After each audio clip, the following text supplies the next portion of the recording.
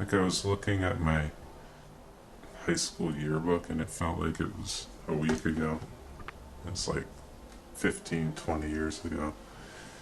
And I was thinking about how I used to hang out with my friends. And it seems like it just happened. Like they graduated college. We were like 22, I guess. Um, we graduated. You know, I didn't go. They all went. And then they came back 4 years later. And that was like a long time ago now. That was like 15 years ago or something. 10 years. That was like 10 or 15 years ago or something like that. And it feels like it was yesterday that I was hanging out with Brady. You know? Yeah. And like me and my friend, well, Sarah, we would go to this playground. Like summer nights, we would go to the playground and like kind of look for girls there.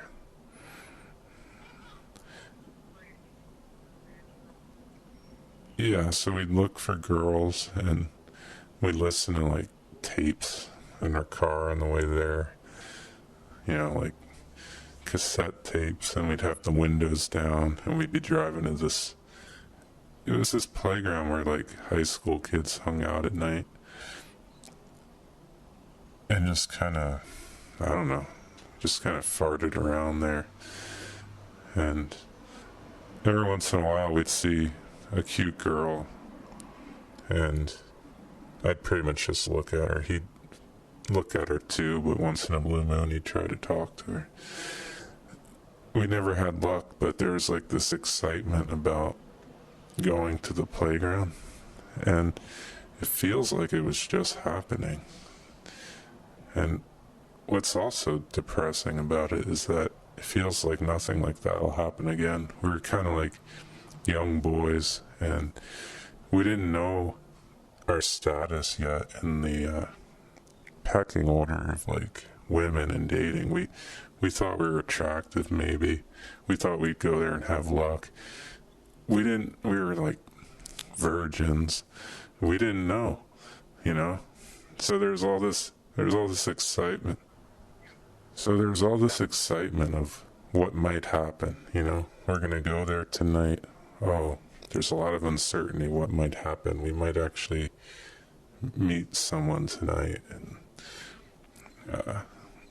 you know, something exciting might happen.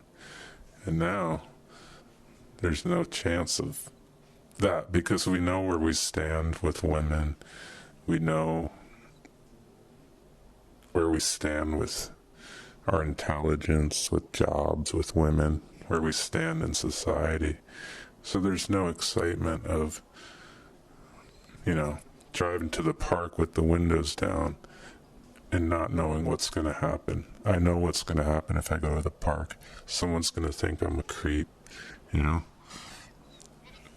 That's what's...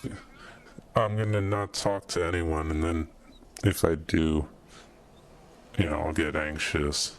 I already know what's going to happen now. So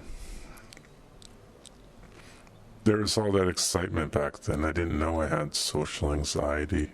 I just thought it was, you know, just thought I was whatever.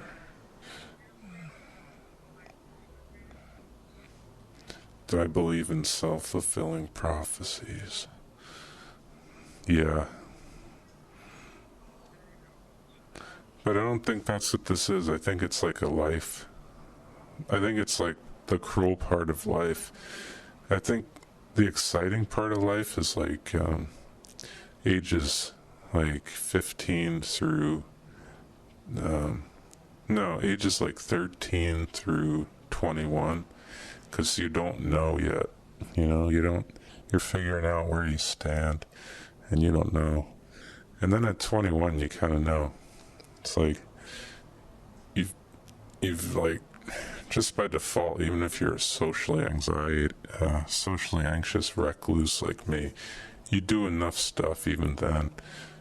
You bump into enough people where you kind of know your status, you know. I did enough temp jobs to know what my strengths were, if there were any, you know. So, and what the weaknesses were, and it put me in my place. And then I bumped into enough girls at the playground to know that none of them talked to me, and the ones who did, it was a failure.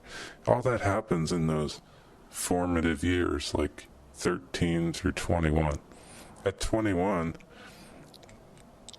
you know, it's been decided, you know, there's not much that can change at that point. So then you have a few good years, like 21 through 25 might be peak years for people who are, who go through that formative part and they come out thinking that they're like dateable and people like them. Those next few years are really good for them. And then at 25, yeah, something happens at 25 where all the excitement is taken out of everything. Like summer nights don't feel like summer nights anymore. You know, it feels like all the excitement of what could happen on that summer night is gone, and you know what's going to happen. So the people who like that part of life are people who like quality of life type stuff. They start to like drinking fine wine, and they start to like eating good food, because all the excitement of the unknown is now gone.